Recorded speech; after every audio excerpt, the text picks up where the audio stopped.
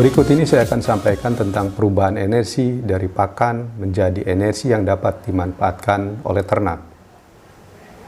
Pakan yang dikonsumsi oleh ternak mengandung energi yang disebut dengan energi bruto atau gross energy. Pengukuran energi dapat dilakukan dengan menggunakan alat yang disebut dengan bom kalorimeter. Nah, pakan yang dikonsumsi selanjutnya masuk dalam proses pencernaan. Pakan yang tidak dicerna akan dikeluarkan berupa feses. Besarnya energi yang terkandung di dalam feses tergantung dari tingkat kecernaan bahan pakan tersebut. Jika ternak mengkonsumsi pakan dengan kecernaan yang rendah, maka energi yang keluar berupa feses cukup tinggi. Sebaliknya, jika ternak mengkonsumsi pakan dengan kecernaan yang tinggi, maka energi yang terbuang di dalam feses relatif lebih rendah. Berikut ini adalah ilustrasi perubahan energi dari pakan menjadi energi yang dapat dimanfaatkan oleh ternak menjadi produk daging. Jika ternak mengkonsumsi pakan, maka akan ada energi yang terbuang melalui feses, urin, dan gas hasil fermentasi. Sebagian energi berubah menjadi panas yang disebut dengan heat increment. Kemudian, energi neto dimanfaatkan untuk kebutuhan hidup pokok atau maintenance. Jika kebutuhan pokok sudah terpenuhi, maka baru akan dihasilkan pertambahan bobot badan pada sapi potong yang merupakan produk akhir yang dapat dimanfaatkan dalam bentuk daging. Jadi, agar seekor ternak dapat berproduksi dengan baik, maka dia harus mendapatkan energi yang cukup untuk kebutuhan hidup pokok maupun untuk produksi. Kualitas pakan sangat ditentukan oleh kandungan energi yang dicerminkan dari nilai TDN atau nilai Total Digestible Nutrient. Pakan yang mengandung TDN yang tinggi merupakan pakan dengan kualitas yang baik. Sebaliknya, jika pakan dengan kandungan TDN yang rendah menunjukkan kualitas pakan tersebut rendah dan ini akan berdampak terhadap tingkat konsumsi pada bahan pakan tersebut. Berikut ini adalah contoh beberapa bahan pakan yang biasa digunakan pada sapi potong.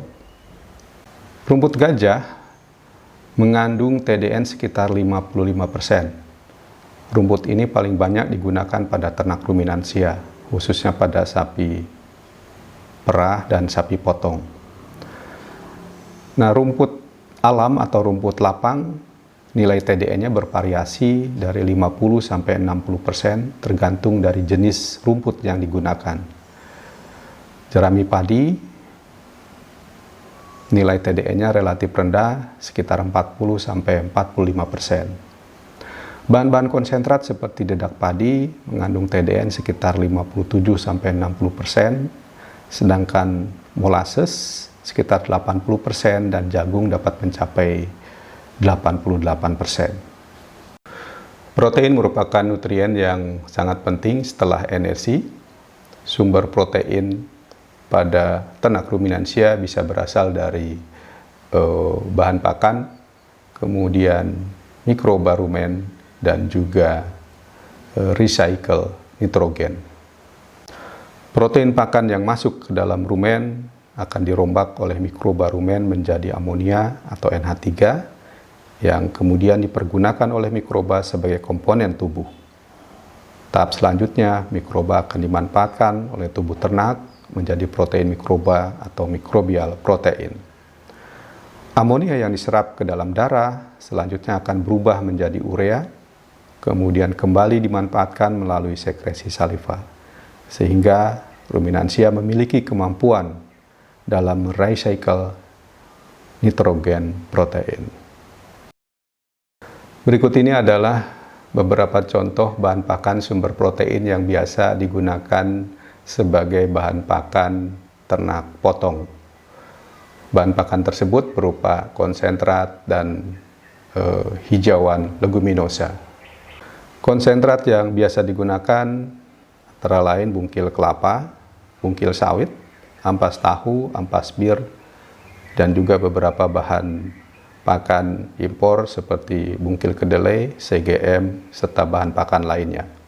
Sedangkan tanaman leguminosa yang juga sering digunakan pada ternak sapi potong adalah lamtoro, Gliricidia atau gamal, kaliandra, atau leguminosa lainnya.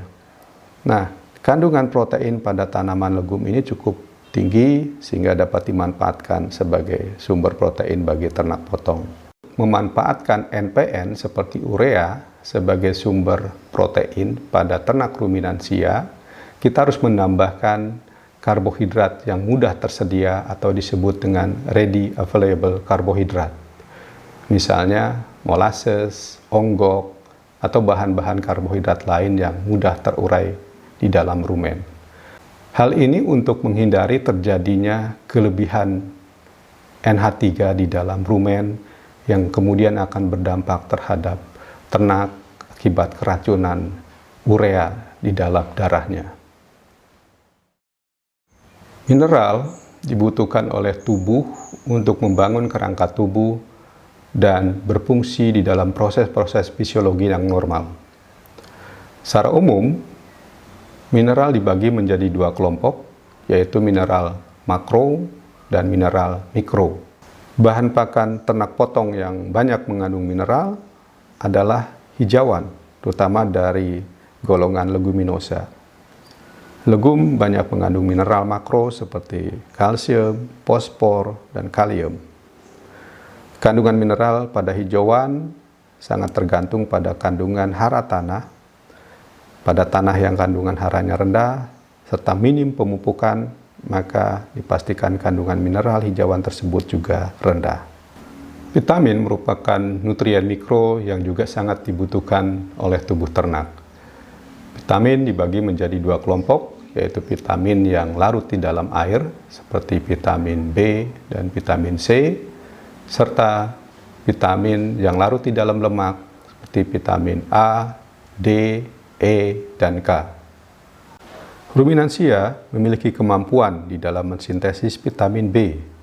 Sebagai contoh misalnya vitamin B12 atau cyanocobalamin dapat disintesis oleh mikroba rumen, sehingga pakan ruminansia umumnya tidak memerlukan penambahan vitamin B. Namun demikian, kandungan vitamin yang larut di dalam lemak pada bahan pakan ternak potong umumnya rendah, sehingga kita perlu melakukan suplementasi di dalam ransum. Untuk mengatasi kebutuhan mineral dan vitamin pada ternak potong, maka disarankan kita melakukan suplementasi dengan penambahan premik, mineral, dan vitamin. Kebutuhan nutrien bagi seekor ternak tergantung pada beberapa faktor. Yang pertama adalah umur ternak. Seekor sapi pedet yang sedang tumbuh membutuhkan nutrien dalam jumlah yang berbeda dibandingkan dengan sapi dewasa. Yang kedua adalah bangsa sapi. Sapi-sapi lokal Indonesia dengan postur tubuh yang lebih kecil membutuhkan nutrien yang lebih rendah dibandingkan dengan sapi-sapi impor seperti Limousin, Simmental, atau Brahman. Status fisiologi juga menentukan tingkat kebutuhan nutrien. Misalnya, sapi yang sedang bunting atau laktasi membutuhkan nutrien yang lebih tinggi karena digunakan untuk pertumbuhan fetus ataupun untuk produksi susu. Sapi yang digembalakan membutuhkan nutrien yang lebih tinggi dibandingkan dengan sapi yang dikandangkan. Sapi di pastura atau padang pengembalaan banyak mengeluarkan energi untuk bergerak dalam mencari hijauan. Kondisi pastura juga menentukan tingkat kebutuhan nutrien pada sapi yang digembalakan. Terakhir adalah kondisi lingkungan, yaitu temperatur dan musim. Sapi yang dipelihara di daerah panas akan mengalami stres panas atau heat stress, sehingga akan mengurangi konsumsi panas. Akibatnya, sapi tersebut mengalami kekurangan energi. Berikut ini adalah buku standar kebutuhan nutrien yang dikeluarkan oleh NRC atau National Research Council yang mengeluarkan berbagai standar kebutuhan nutrien untuk berbagai jenis ternak. Dan pada sapi potong, buku ini diterbitkan pada tahun 2001. Kita dapat menggunakan NRC sebagai acuan di dalam menentukan kebutuhan nutrien pada sapi potong. Dalam NRC, untuk sapi potong, standar kebutuhan nutrien dibagi menjadi beberapa grup. Yang pertama adalah sapi pada masa pertumbuhan, kemudian sapi pertumbuhan dengan sapi penggemukan, kemudian sapi yang sedang bunting, dan juga sapi-sapi induk.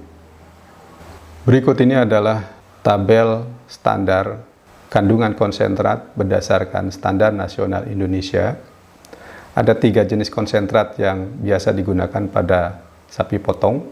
Yang pertama adalah konsentrat penggemukan, konsentrat untuk indukan, dan konsentrat untuk sapi pejantan.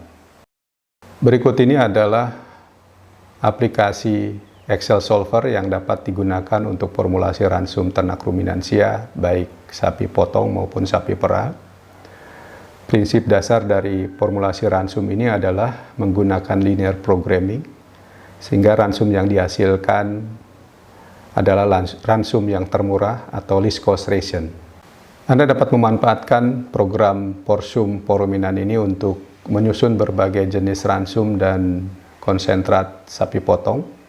Anda bisa lakukan nanti di dalam praktikum dengan bantuan para asisten. Demikian saya kira kuliah untuk topik ini. Terima kasih atas perhatiannya. Wassalamualaikum warahmatullahi wabarakatuh.